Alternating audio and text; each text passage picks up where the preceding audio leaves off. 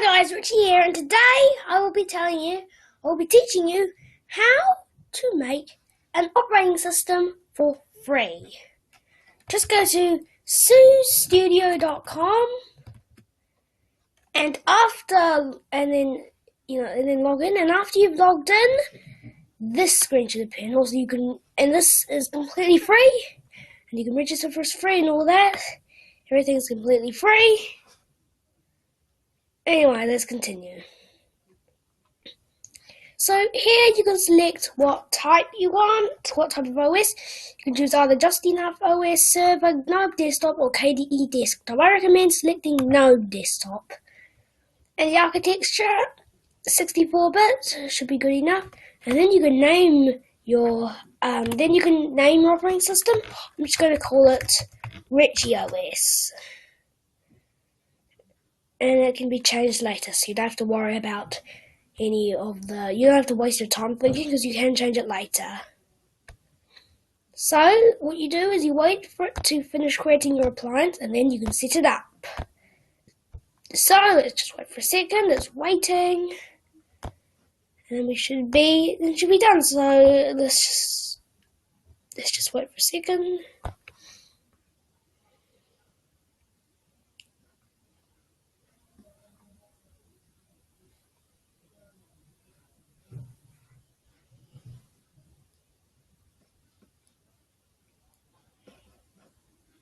Well, there we are. So it's loaded. So as you can see, it says welcome. So just click on software, and let's start. You can keep renaming your OS. Doesn't matter. Anyways, here you can install your software. So first of all, you can look at your recommended. But first, you need to install. I really recommend installing a browser. So if we just quickly look around, I think it's a network. Yeah, there. So inside here, there's all these different things. You can add things. You can add Thunderbird. You can add Firefox. What else? We can add Chrome. If we just look around. Where is it? Oh, we've got to wait for a bit of time. No, it's not in this group. We'll just press back, and Chrome, I think we just leave out the E, and then we should, anyway, Chromium, because, Chrome is closed source, so the only open source is Chromium. You can look in recommended, and you can get all your recommended programs.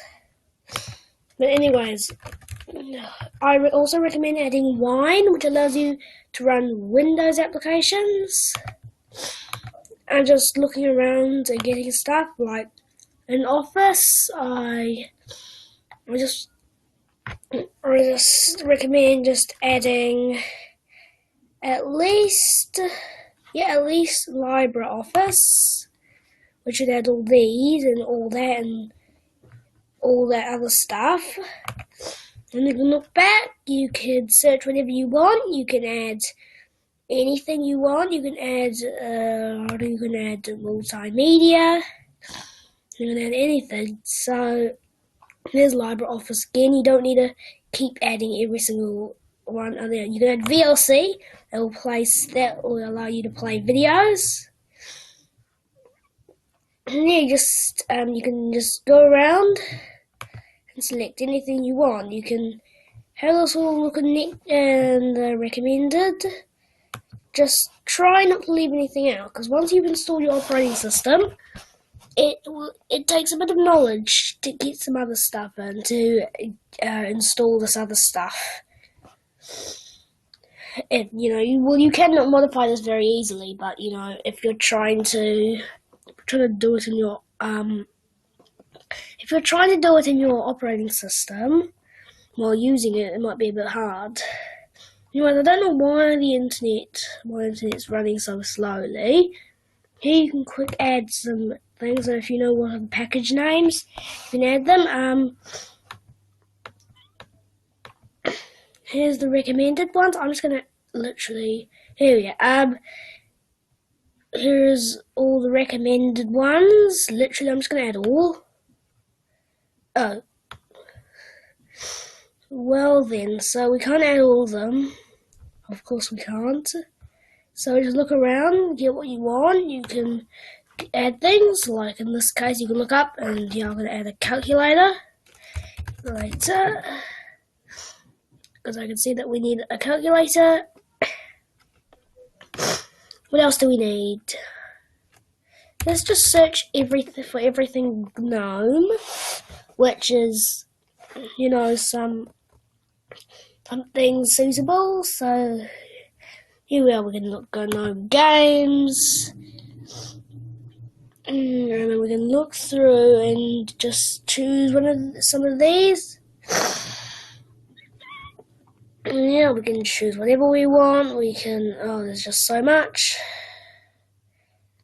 We can add GNOME games recommended.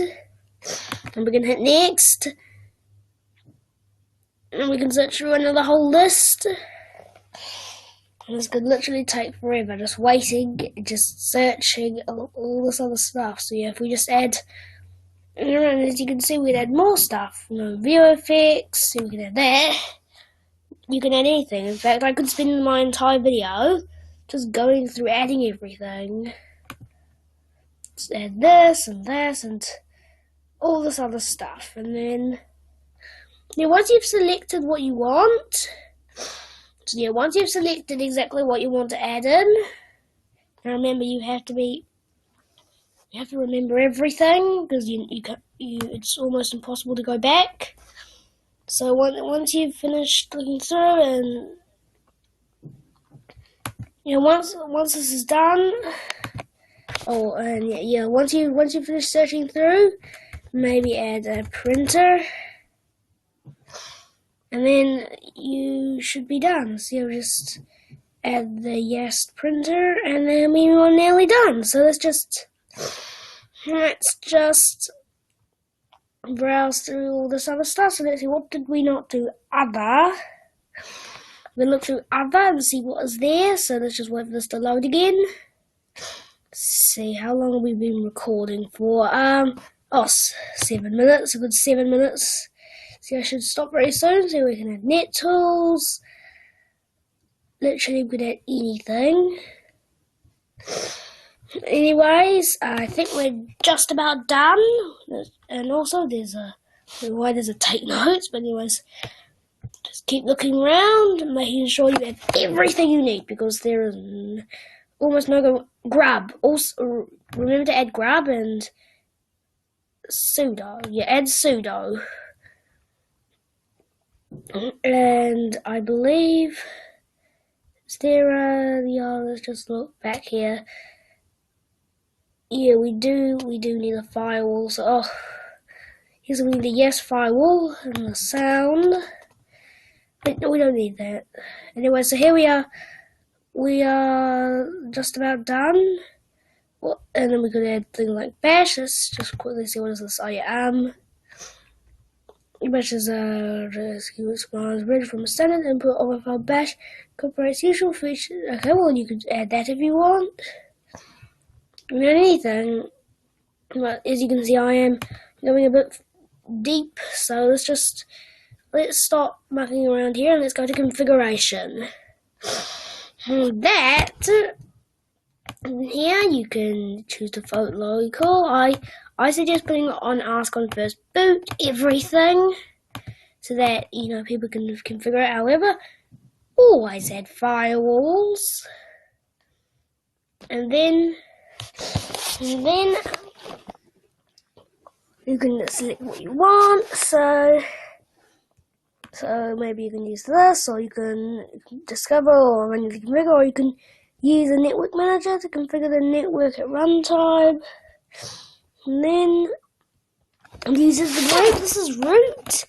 So root, and this is like probably like administrator or like admin. You can enter your pass the password for root, and then in here you could select. Here you can add more users. Like I'm just gonna add the user Richie, and add my password, Richie123, and then we could add user1,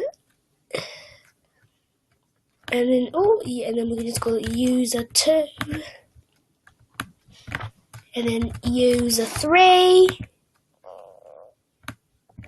user4, and user5, and then it might be enough, and then the password we'll just put the same. So if we just copy along, remember you don't have to do this. I just want to do this. User2, user3, user4, and user5. User5, and also you can choose, who you want, administrator or not. If you want someone to be administrator, just change the group to root. And then you can see your home directory. Don't worry about that or that. So you can select your group. That's what you need. You don't need UID.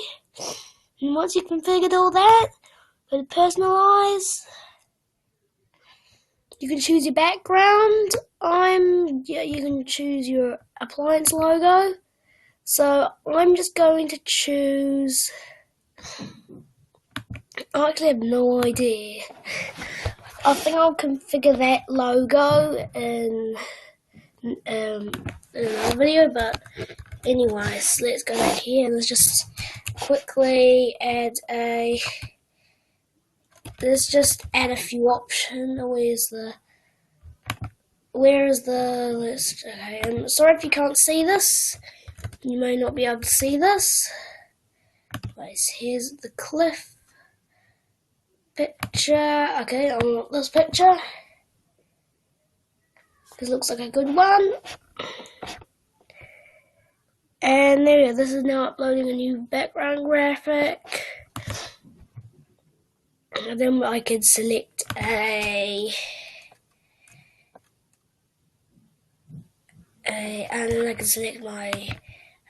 then I can select a logo as well. So let's just use the familiar logo everyone knows. Of course, it's this one over here. And once you've selected it, then and then once it's done, so as you can see, it is currently uploading. In Startup, make sure this says graphical login. You can add any users that you'll have to agree to.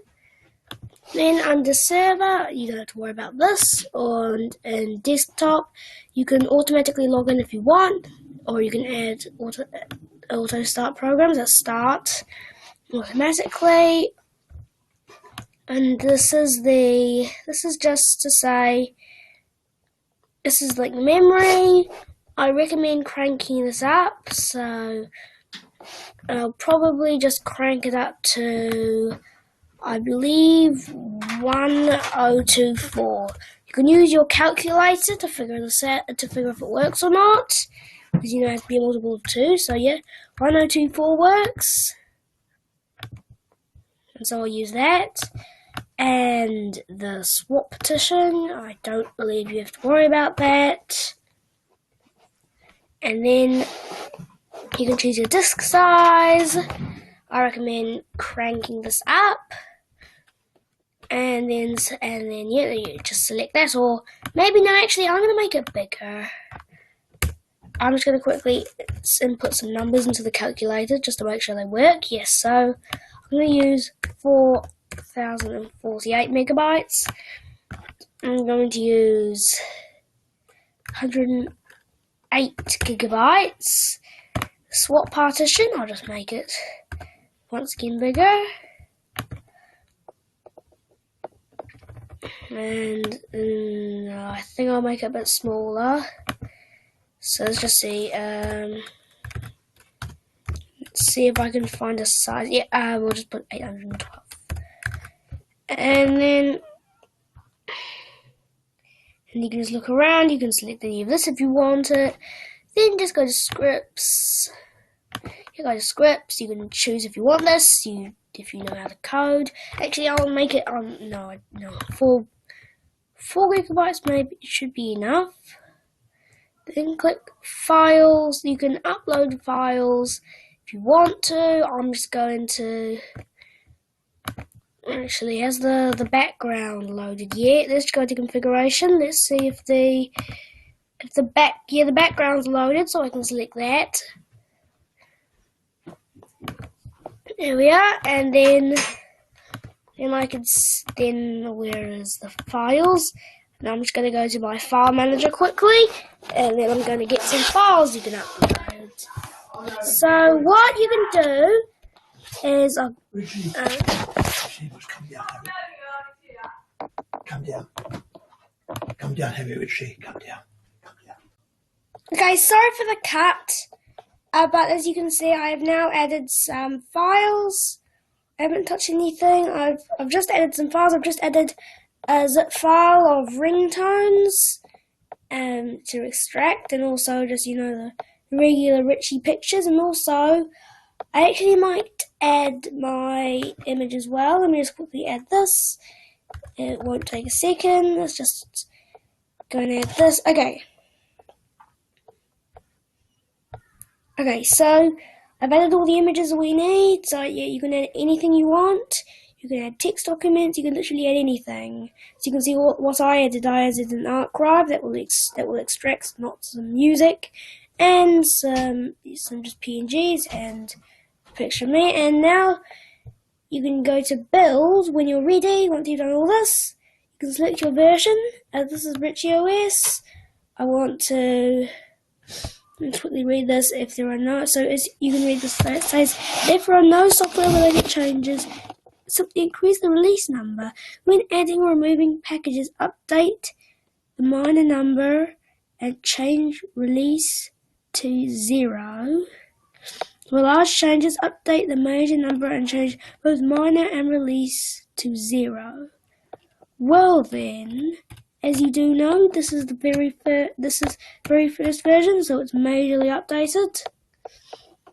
And so now it's ready. Now what we need to do, we need to select what we need. So if you're using VirtualBox, if you want to run it on VirtualBox, you can add the VMware or whatever you want. But anyways, you can add VMware Workstation. But anyways, you have to select what you want here. So this is a live CD and this is a preload ISO.